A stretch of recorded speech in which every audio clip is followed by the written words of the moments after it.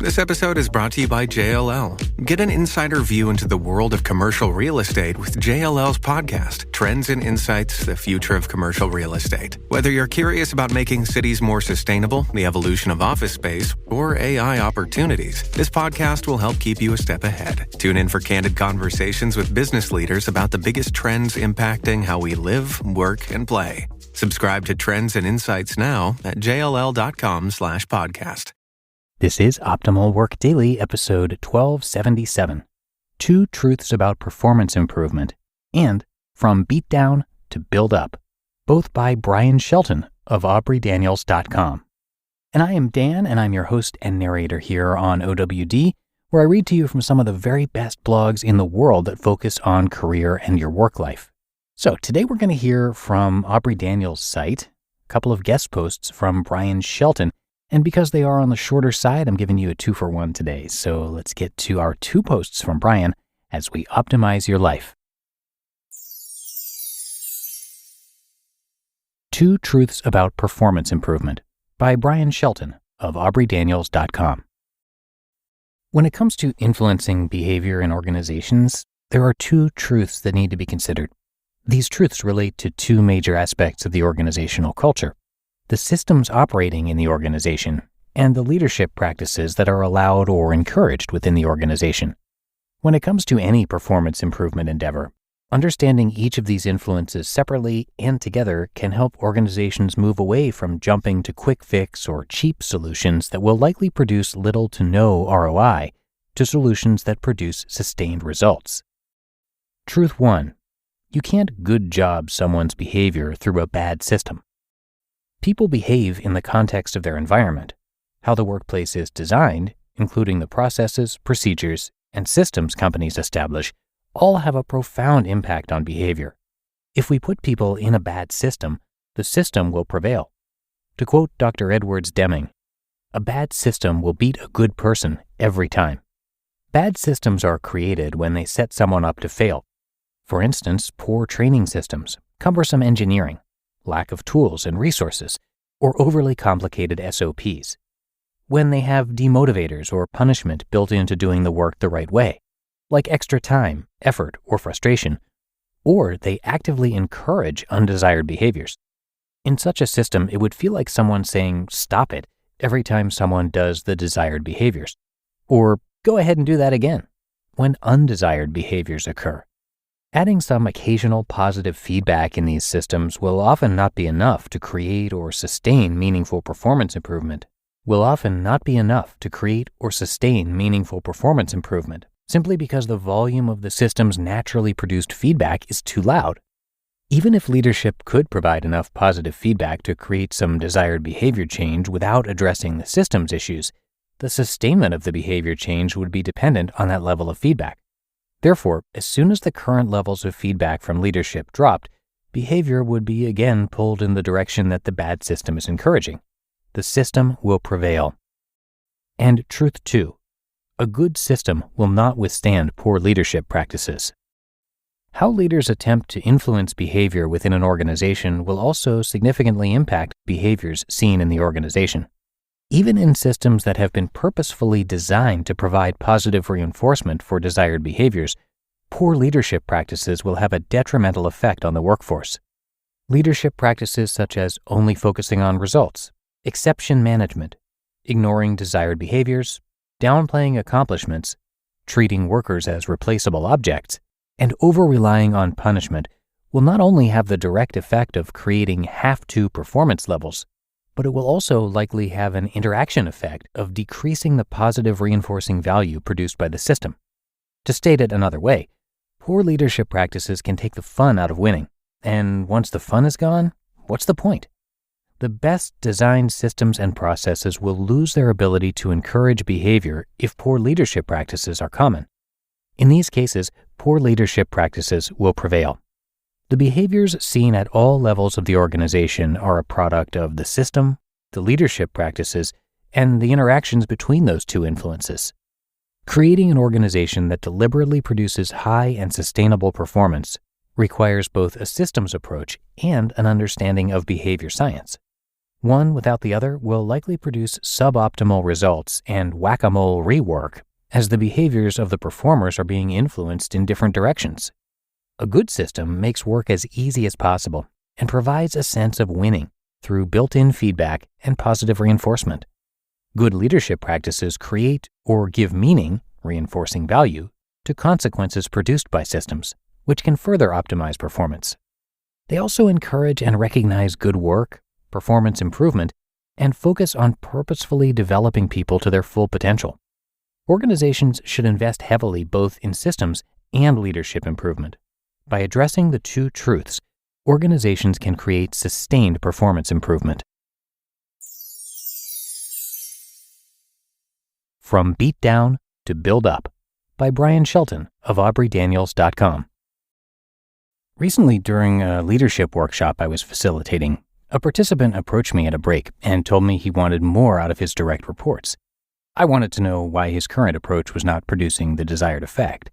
While I completely believed his sincerity, it became clear why he was getting the bare minimum from his team. He repeatedly said, quote, "I tell my direct reports all the time, don't make me do my job," end quote.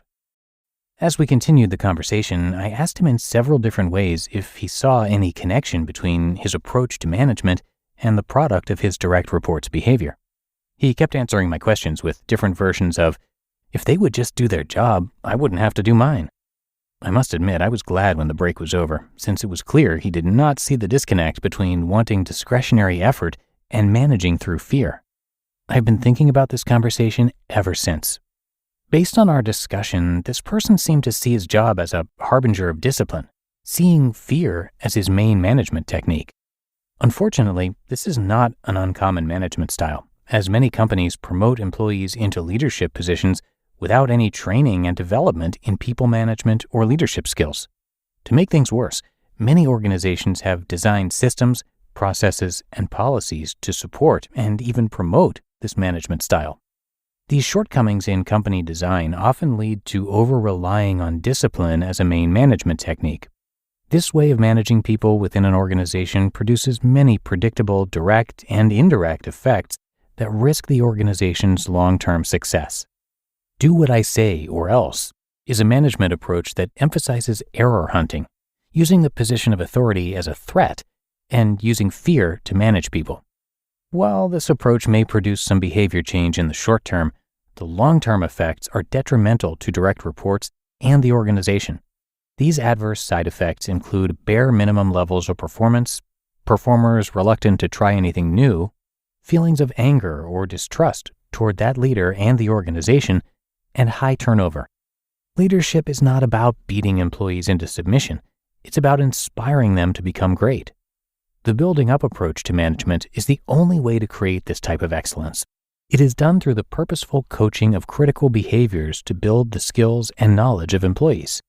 This approach relies heavily on creating a compelling goal, setting up people for success by providing the right tools and resources, training to drive exemplary performance, and providing helpful feedback and positive reinforcement to ensure sustained behavior change.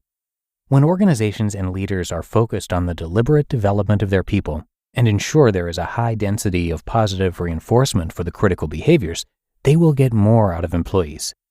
Organizations should invest in the proactive coaching skills of their leaders and create systems and processes that support this investment.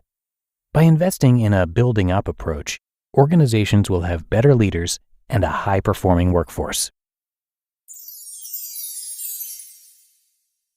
You just listened to the posts titled "Two Truths About Performance Improvement" and "From Beat Down to Build Up," both by Bryan Shelton of AubreyDaniels.com. When it comes to hiring, don't go searching for the one. Just meet your match with Indeed.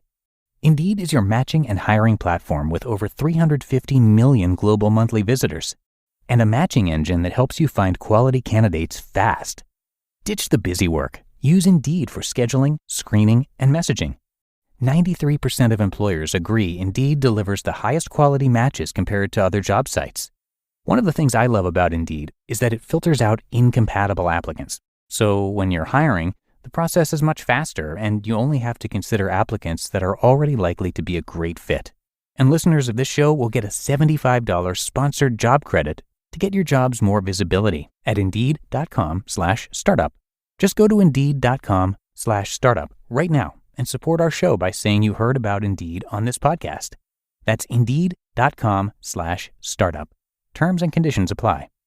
Need to hire? You need Indeed. You don't need me to tell you that something always comes up when you're running a small business. Take the pain out of payroll benefits and HR and put the joy back in running your business with Gusto. Gusto's payroll and HR services can make it a little easier. Gusto was designed for you, the small business owner. They take the pain out of running a business, automatically calculating paychecks, filing payroll taxes, setting up open enrollment. Gusto does it all. Want more? Time tracking, health insurance, 401k, onboarding, commuter benefits, offer letters, access to HR experts. Well, you get the idea. With Gusto, you can focus on the joy of running your business, and it's super easy to set up and get started. And if you're moving from another provider, Gusto can transfer all your data for you. So it's no surprise 94% of customers are likely to recommend Gusto. 94. And here's the best part. Because you're a listener, you get 3 months totally free. All you have to do is go to gusto.com/OWD. Again, that's gusto.com/OWD. And I'm telling you, you're going to love Gusto. Get started today. And thanks a lot to Bryan for letting us share not one, but 2 great posts for you today. Bryan applies his knowledge and expertise in strategic planning to help organizations align employee performance with company goals. Bryan helps clients create improvement across a variety of business metrics, including company growth, profitability, customer service, vision alignment, leadership development, and culture change. His behavior-based approaches and applications have supported clients' improvement initiatives, leadership development, and the design and implementation of performance pay systems.